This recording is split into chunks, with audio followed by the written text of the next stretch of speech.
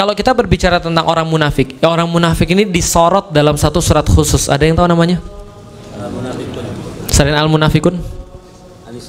Yang paling banyak berbicara tentang orang munafik?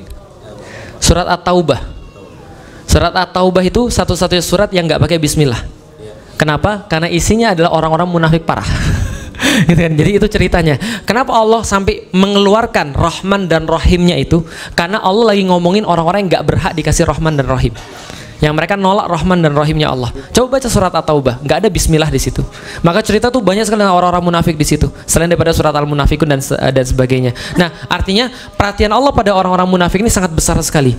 Karena kalau kita baca di dalam Al-Quran, pembukaan Al-Qurannya surat Al-Baqarah. Surat Al-Baqarah 1-20 itu bercerita tentang orang-orang mukmin.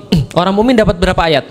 Alif lam mim zalikal kitabul la raiba fihi hudal lil muttaqin alladzina yu'minuna bil ghaib dan seterusnya 5 ayat. Sampai ulaika humul muflihun. Nah, itu 5 ayat. 2 ayat berikutnya menceritakan tentang orang-orang kafir. Innalladzina kafaru sawan alaihim antatahum am lam tunzirum la yu'minun dan seterusnya. Khatamallah dan seterusnya. Berikutnya sampai 20 itu ceritain siapa? Munafik. Bisa dipahami ya? Jadi orang munafik ini adalah mengambil sebagian besar proporsi daripada orang-orang di dunia. Jadi kira-kira begitulah. Sampai Umar bin Khattab saja itu penasaran dia munafik atau enggak. Jadi nggak boleh merasa kita bukan bagian daripada orang yang munafik. Karena merasa bagian bukan orang munafik adalah orang biasanya, gitu kan ya. Jadi kita cuma bisa berusaha untuk jadi orang yang nggak munafik. Tapi kita nggak bisa mengklaim kita orang munafik dan menjudge orang lain munafik, itu nggak boleh. Tapi walaupun proporsinya pasti senantiasa seperti itu, gitu kan ya. Contohnya Umar bin Khattab itu suatu saat bilang sama Huzaifah al-Yaman, pemegang daftar orang munafik.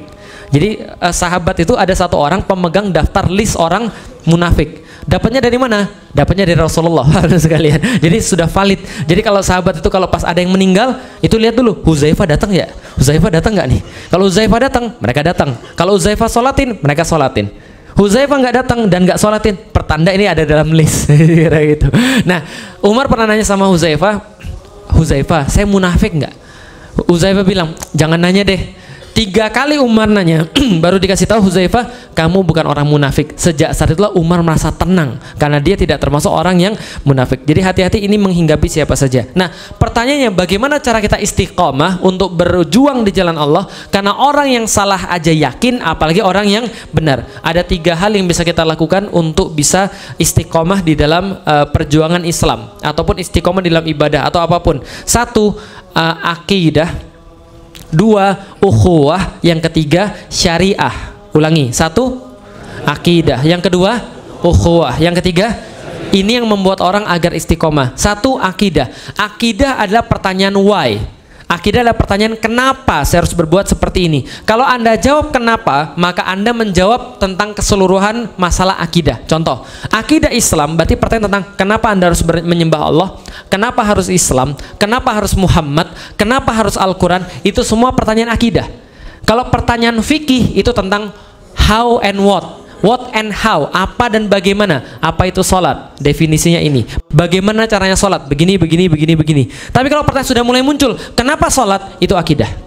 Paham maksudnya ya? Jadi kalau pertanyaan kenapa sholat itu bagian, kalau apa dan bagaimana itu pertanyaan fikih, gitu kan ya. Oke, jelas. Berarti kalau Anda mau untuk benar, untuk beragama di dalam Islam, senantiasa bertanya why, kenapa? Kenapa saya harus begini? Kenapa saya harus begitu? Kenapa soal Quran? Kenapa harus Islam? Tanyalah why. Suatu waktu Imam Ahmad bin Hambal di penjara gara-gara bilang Al-Quran itu bukan makhluk. Paham ya? Karena waktu itu khalifah itu menjadikan paham Mu'tazilah sebagai paham negara.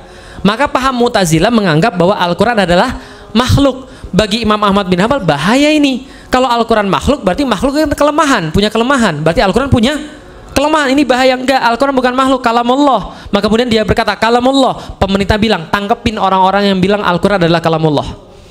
Sama-sama muslim, sama-sama pejuang Islam semuanya, tapi cuma beda dikit doang jadi masalah. Tangkepin semuanya orang-orang kayak begitu. Yang termasuk ditangkap adalah Imam Syafi'i dan Imam Ahmad bin Hambal. Imam Syafi'i keluar dari negeri fitnah karena pengen mempersiapkan generasi-generasi yang kelak nanti akan memperbaiki. Tapi Ahmad bin Hambal nggak mau. Dia dicemeti, dia dijilid, dia disiksa sampai dikatakan bahwa setiap hari dia disiksa sampai seluruh bajunya itu kemudian robek karena jilidan, kecuali bagian yang menutupi auratnya. Allah mempersilahkan agar itu tetap ada. Nah, Allah lindungi kemudian sampai tangannya satu kemudian nggak bisa diangkat. Maka ada beberapa mazhab Hambali yang sholatnya begini, bukan Syiah, karena mengikuti Ahmad bin Hambal, karena tangannya nggak bisa begini. Jadi tangannya nggak bisa naik karena disiksa.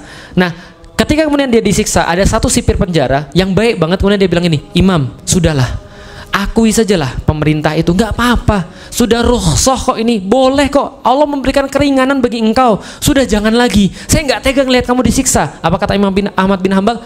Kamu keluar dan kamu lihat ngapain orang-orang Baghdad itu. Dia kemudian keluar, dia laporan pada Imam Ahmad bin Hambal, saya lihat orang-orang Baghdad, mereka berdiri di depan pintu-pintu mereka, membawa catatan-catatan di tangan mereka dan pena, siap untuk menulis, siap untuk menulis apa fatwa Ahmad bin Hambal tentang perkara kayak begini. Apa kata Ahmad bin Hambal? Dia bilang begini, nah kalau gitu kalian sekarang sudah tahu, pantas nggak Ahmad selamat sementara yang lain sesat. Paham maksudnya? Kalau sampai dia ngomong bahwa Al-Quran adalah bukan kalamullah, demi keselamatan dia, itu berapa banyak orang yang kelak nanti akan sesat. Berapa banyak di dalam sejarah, tugas sejarah ini kemudian nggak terselesaikan gara-gara dia bilang seperti itu. Harus tetap ada orang yang kemudian berjihad di jalan Allah. Harus tetap ada orang yang ngomong yang benar, paham teman sekalian. Saya mau banget tinggal jalan-jalan, mancing, berenang-berenang, paham teman sekalian. Tapi saya nggak mau, saya lebih takut kalau saya ditanya sama anak-anak saya atau ditanya pada orang-orang berikutnya, memang nggak ada orang muslim yang tahu yang mana yang benar, sehingga nggak ngomong yang nggak ada yang ngomong pada waktu itu yang benar yang mana. Natsir ketika terakhir kali sebelum dia dipenjara, dia dikatakan, bagaimana pandangan Anda tentang syariat Islam? Dia sampein syariat Islam di parlemen. Buya Hamka menyaksikan itu dari kejauhan. Dia tulis satu puisi, cari silakan di internet, googling, aku ikut dalam Natsir, masukkan aku dalam daftarmu. Masya Allah, saya baca puisi itu nangis saya.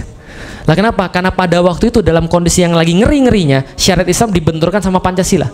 Jadi yang mau syariat itu seolah-olah nggak Pancasilais, padahal yang buat siapa? Orang muslim, ulama itu kan ya. Masya Allah, ketika itu kemudian dia sampaikan alasan-alasannya, kenapa harus syariat, kenapa harus syariat, kenapa harus syariat. Ini adalah tugas sejarah, ini permintaan para ulama, inilah permintaan para founding fathers negeri ini. Piagam Jakarta menghilangkan semua itu, sekarang saatnya untuk kembali pada syariat Islam. Dikasih tahu semua alasan-alasannya, dia kasih tahu, kemudian dia setelah itu dipenjara. Natsir kemudian dipenjara, Buya Hamka bilang, Natsir, masukkan aku dalam daftarmu. Bagus banget itu kemudian puisi ya, coba baca.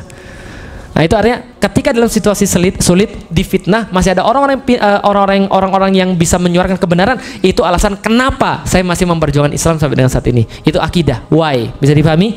Yang kedua, berjamaahlah dengan orang-orang yang baik, karena itu akan membuat Anda istiqomah. Anda berjuang sendirian, orang tuh punya baterainya.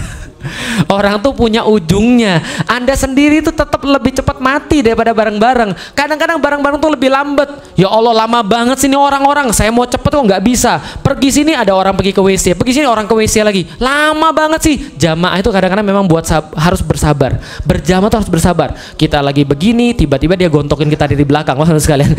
Kita lagi begini, dia bilang kita kemudian begini dan begitu. Harus sabar. Maka baca di dalam Al-Quran, Allah katakan jangan berpecah belah, jangan saling memaki, jangan saling bermusuhan, bersabarlah. Dalam surat Al-Kahfi, bersabarlah untuk berjuang bersama orang-orang mukmin. Karena kenapa? Anda sendiri pasti lebih cepat mati. Kalau Anda berjamaah lebih susah, iya. Lebih lama, iya. Lebih sabar, iya. Tapi ujungnya akan kita bisa lebih lihat. Makanya jangan bermusuhan dengan orang-orang muslim walaupun mereka tidak suka dengan Anda. Faham? Akhir cerita Nabi Yusuf, yang paling menarik daripada kisah Nabi Yusuf adalah bagi saya ketika Yusuf harus memaafkan saudara-saudaranya yang sudah buang dia, membuat dia menjalani a series of unfortunate events. Paham teman sekalian? Lalu di ujung-ujungnya dia harus memaafkan saudara-saudaranya. Itu juga akan terjadi pada antum. Allah sudah kasih tahu itu ujungnya di dalam Al-Quran. Allah katakan nanti seluruh orang-orang mukmin akan dikumpulkan jadi satu, mereka ditunjukkan surganya Allah, dan disitulah berdebatlah kalian dengan apa yang kalian perselisihkan di dunia, tapi kalian sudah masuk surga semuanya. Yang ketiga adalah syariah.